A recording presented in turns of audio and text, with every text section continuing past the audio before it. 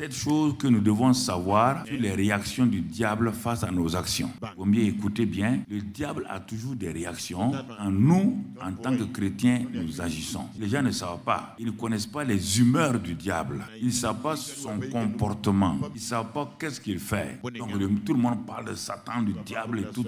Si tu ne le connais pas, comment tu vas donc te contenir, te tenir devant lui? Il ne s'agit pas d'insulter le diable, ça ne lui dit rien. Il est diable déjà. Il ne s'agit pas de parler mal de lui, ça ne lui dit rien.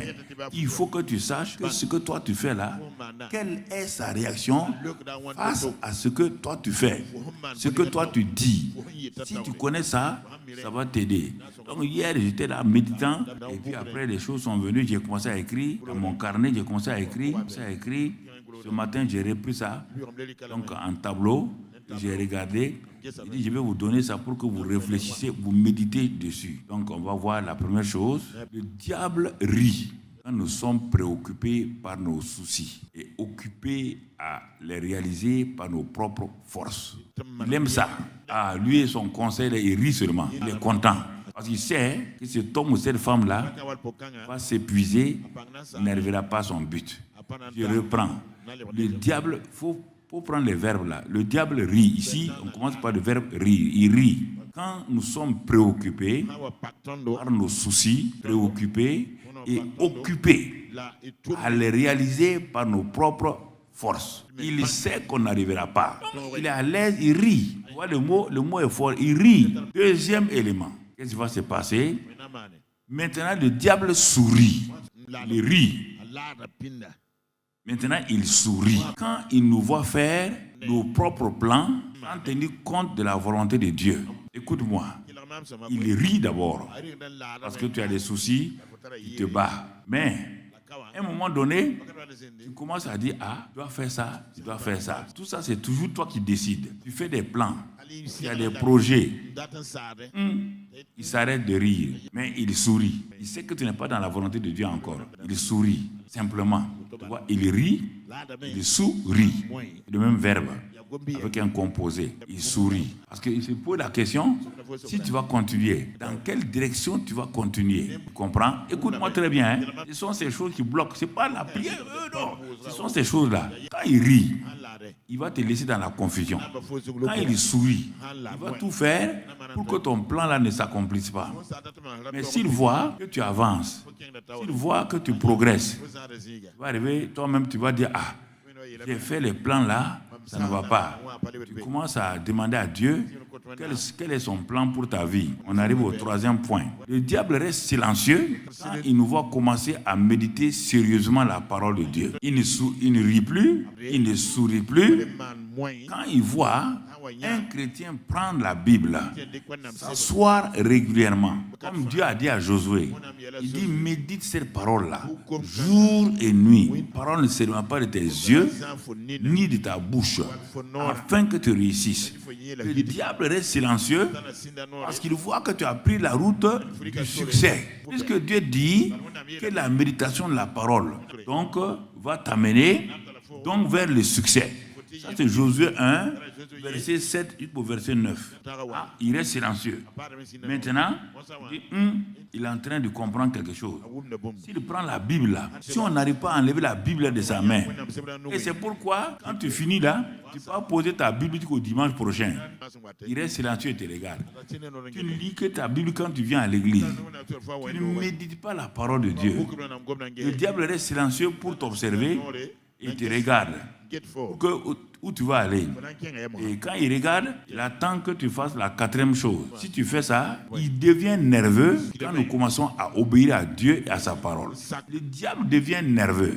Il a commencé par rire, sourire, silencieux. Maintenant, tu as commencé non seulement à méditer, à obéir. Or, avant, tu n'obéissais pas. Tu n'obéissais pas, tu faisais des choses, ça ne l'intéresse pas. Maintenant, tu médites et tu obéis. Donc, il sait que tu as pris le chemin du succès. Alors, en ce moment-là, il devient nerveux. Tu vois, il quitte tout ce qui était chaud, il devient nerveux.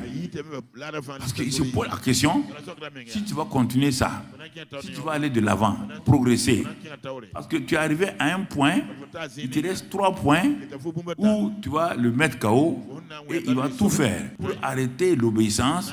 Il va mettre des bâtons dans tes roues, il va amener des projets bizarres, il va te faire t'en prendre à un frère dans l'animosité, dans la haine, tout ça, pour t'empêcher de continuer à méditer et à obéir. Il va te bloquer ici, là. Lui, il est nerveux, mais toi aussi, tu es bloqué. Il va t'empêcher, mon frère, si tu n'es pas positif, de progresser. Mais si tu es positif pour progresser, alors quelque chose va se passer, tu commences à percer. Parce que la parole de Dieu, l'obéissance, la parole de Dieu va déclencher la foi, va déclencher l'amour, va déclencher l'autorité. C'est pourquoi il est nerveux. C'est pourquoi il sait que tu commences à savoir comment le vaincre, comment exercer ton autorité. Il commence à le savoir. Tu vois, les gens s'en vont prier. Le diable prie. Tant que tu n'es pas dans ces choses-là, ça ne l'intéresse pas. Alors, quand tu commences à obéir à Dieu, le Saint-Esprit est aussi avec toi. 5e chose, quand nous commençons à comprendre et pratiquer la prière et le jeûne, là, il se met en colère contre nous et contre ses propres agents. Parce qu'il sait que maintenant, nous voulons rentrer en contact avec Dieu lui-même. Ah oui. Parce que nous avons commencé à comprendre et pratiquer la prière et le jeûne. Comprendre, pas prier, hein. D'abord comprendre, pratiquer la prière et le jeûne. Parce qu'il sait que c'est celui qui comprend la prière et le jeûne qui fait des percées. Parce qu'il a tout ce qu'on a dit les jours passés, les mois passés. Cet homme ou cette femme-là rentre dans cette révélation. Et sa vie de prière devient une vie de prière fructueuse. Sa vie de prière devient une vie qui porte vraiment des résultats. Et en ce moment-là, le diable, qu'est-ce qu'il fait? Il se met en colère contre ses agents qui n'ont pas pu t'empêcher de prier. Et malgré tout, tu es sorti de cette situation de paresse spirituelle et maintenant tu pries adéquatement. Même si tu ne pries pas longuement, tu as compris les différents aspects de la prière qu'on a donné pendant le mois de janvier et tout. La prière, c'est la prière dans le lieu secret, la prière la prière d'accord, la prière de la foi, et toutes ces prières-là, la prière, donc l'intercession stratégique, donc la prière en langue, bon, on va le voir tout à l'heure là, tu as commencé à comprendre ça et à pratiquer. Alors il se met en colère. Il essaie de t'agresser. Il essaie de dire que ce n'est pas vrai, que Dieu ne répond pas à la prière. Et si tu continues, tu persévères, tu vas arriver au 6e point. Au 6e point, tu vas commencer à louer Dieu. Ah, la louange l'effraie. La louange effraie Dieu, car le contraire, quand tu loues Dieu, Dieu vient dans ta louange. Je ne parle pas de la louange chantée. Il ne faut pas vous tromper, hein? Je ne parle pas de louange chantée. Je parle de la louange. Comme au temps de Josaphat, il y avait des ennemis devant lui. Il a commencé à louer Dieu.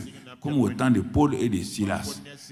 Donc ils étaient en prison, les pieds attachés, les douleurs dans le dos, les mains attachées.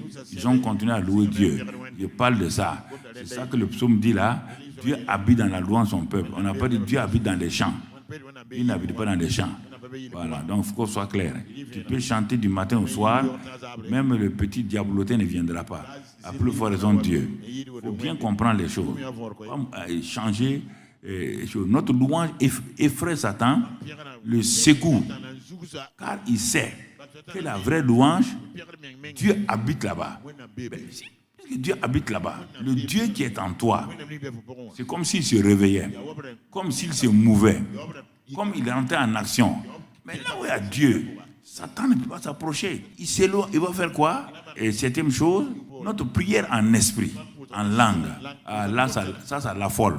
Ça le tourmente, nous fait fuir loin de sa face. La prière en esprit. Alors, si tu vois le tableau complet, les 7 points, les 7 choses, tu vas te rendre compte que ça là, si tu ne sais pas ça, la réaction de Satan, le tableau complet, donc le tourment, il le fait fuir loin de toi. Il dit, résiste-le, tu iras loin de toi. Tu ne peux pas le résister si les 6 choses-là, tu ne les pratiques pas. On ne s'arrête pas, Satan n'a pas de muscle pour dire je te résiste au nom de Jésus. Il y a des gens qui ont des idées comme ça. Non, on résiste à Satan en se soumettant à Dieu. Comment on se soumet à Dieu? En faisant les 6 choses-là, simplement. Donc tu vois, ça te permet d'aller de l'avant. Sachant que cette chose-là, si tu ne les prends pas au sérieux, on a fini, toi tu peux pas faire le contraire. Sache que même si Moïse apparaît, si Paul les met sur toi, rien ne va aller.